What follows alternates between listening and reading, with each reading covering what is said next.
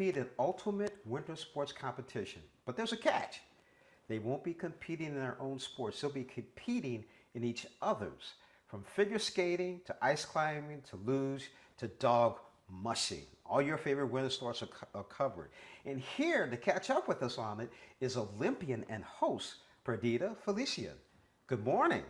Good morning. How are you doing today? I can't complain. How about you? It's real sunny here in St. Louis. It's really nice.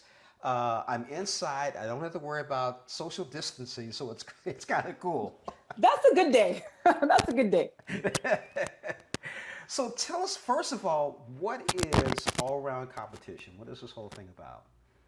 It really is about taking, well, I call it a gnarly experiment, right? So you take these 10 elite athletes, ages 12, anywhere to 16, who are really, really great at what they do.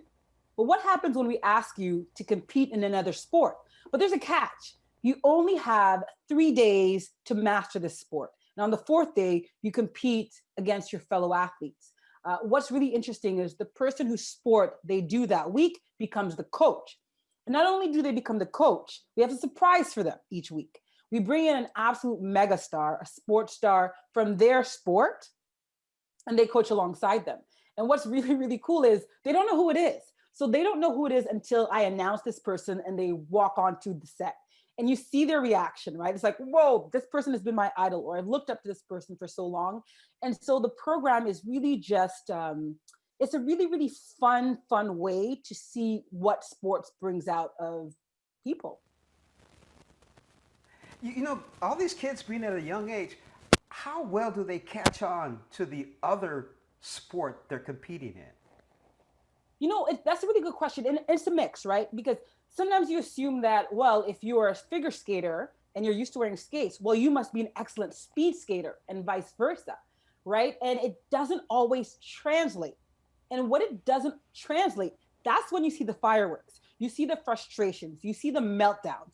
You see, these athletes really, really fighting to be good and to be crowned the all-around champion.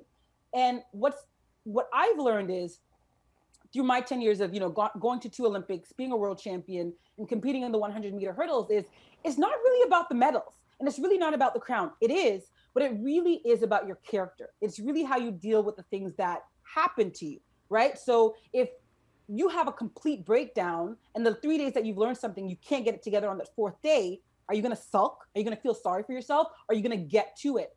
And so, my job as host and mentor is really to guide them through it. Well, let me tell you what, I don't sugarcoat it, right? I don't sugarcoat it. I tell them the truth. And at times I'm really hard on them because I want them to rise to the occasion.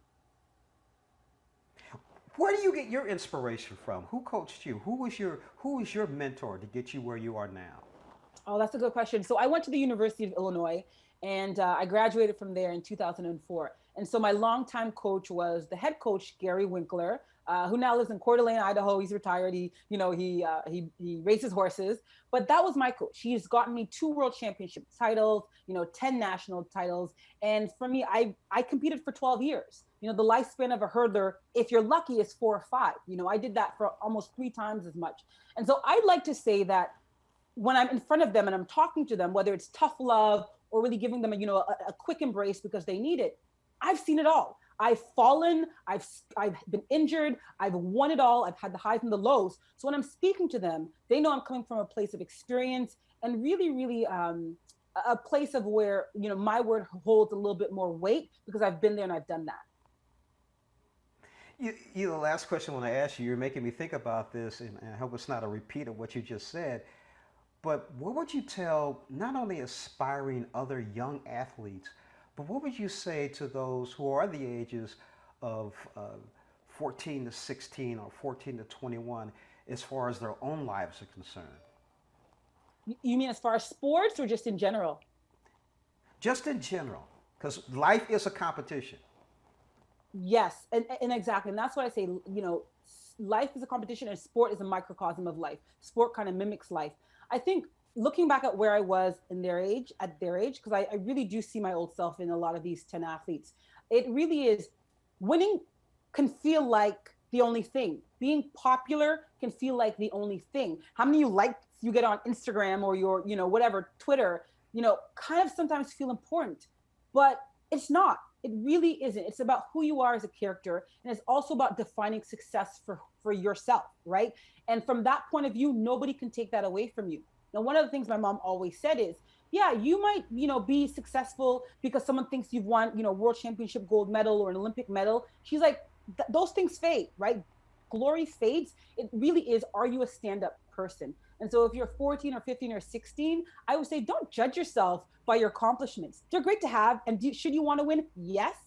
But honestly, life is about way more than gold, silver, or bronze. Perdita, that's very good. I like that. Thank you so much for joining us on Morning Blend. We're going to get ready to watch the new season of All Round Champion. Thank you again. My pleasure. Bye.